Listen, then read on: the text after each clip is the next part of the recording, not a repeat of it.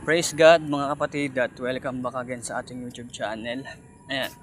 So for today's video, pag-usapan natin yung pagiging Kristiyano natin, no? So madali nga bang maging Kristiyano o mahirap?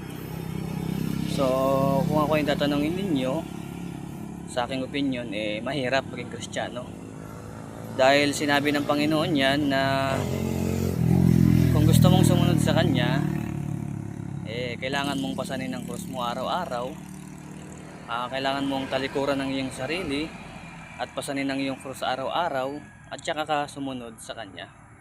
So yung pagpasan ng krus araw-araw is para sa akin ito ay pag talikod sa kasalanan, no?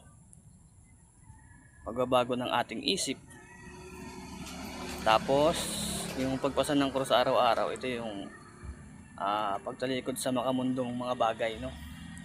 At yung pagtalikod sa sarili o pagtakwil sa sarili, ito yung mga bagay na gusto ng laman natin, tapos pipigilan natin gawin. So yun lang mga kapatid, God bless everyone.